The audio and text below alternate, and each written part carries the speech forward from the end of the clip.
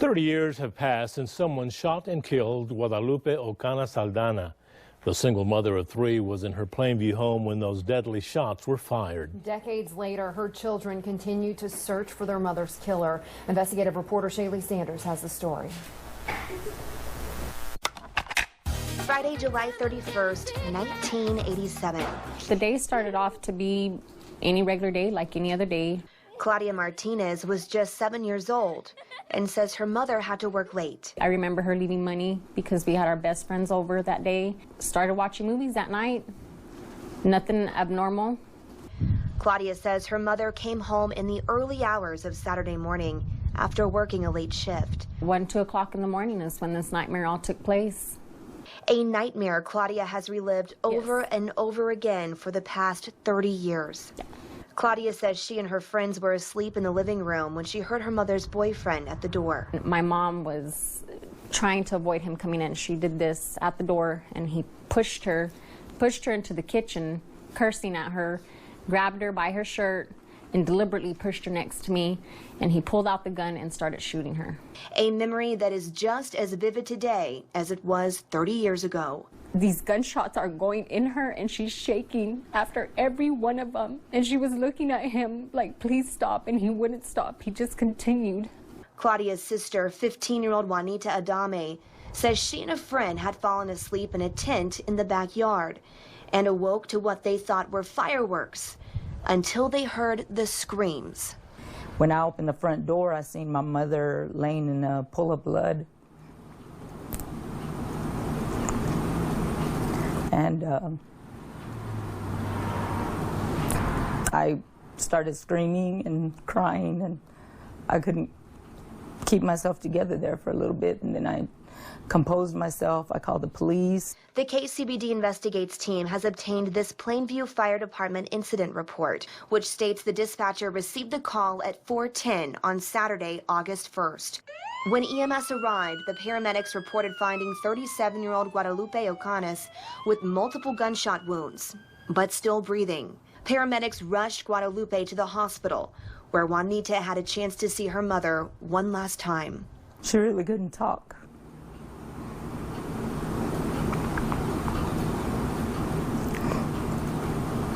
But I told her I loved her.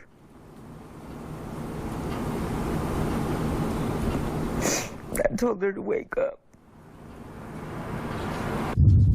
30 years later, these sisters, now with children of their own, say they will not give up until they find their mother's killer. We just want justice for our Lupita. That's what we want. So if Claudia Martinez identified the shooter, then why wasn't the man arrested? I just want him caught. I want him off the streets. I don't want anybody to have to suffer the way we have.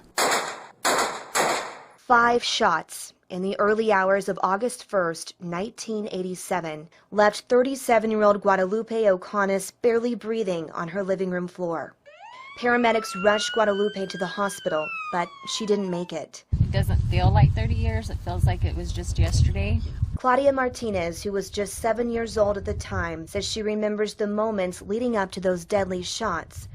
Claudia says her mother's boyfriend forced his way into their Plainview home. My mom was trying to avoid him coming in. She did this at the door, and he pushed her. Claudia says her mother, a 37-year-old single mother of 3, had been dating a co-worker for about 6 months when those deadly shots were fired. When he was done shooting her, he got the gun and beat her face so bad that when she was in the casket that the makeup didn't even cover her wounds that she had.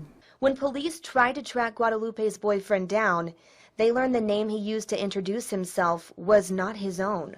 From what we're told with the detectives in the district attorney's office, this case is very hard to solve because this man has 15 different aliases and they really don't know his name, they don't know his age, they don't know his birth date. They have no information on this person. Without much to go on, the police did have something: photos. Claudia's older sister, Juanita Adame, who was 15 years old when her mother died, remembers distinct features you can't make out in these grainy photographs. He had a bump on his nose, and he had a scar because he had some kind of surgery on his nose, and he had a big black mole on his face. and he had a pinky that was crooked. And then he had a tattoo that was of a dagger. Now a correctional officer, Juanita says she takes a close look at every inmate she meets. I'm trying to find him. I want him found. I want justice for my mama. The KCBD Investigates team uncovered this Dallas County document, confirming the Southwestern Institute of Forensic Sciences signed off on receiving a revolver, cartridge cases, and bullets. But 30 years later, files are missing, prints are missing, gun is missing, paperwork is missing, pictures are missing. The people that originally served on the case are either dead or retired or nowhere to be found.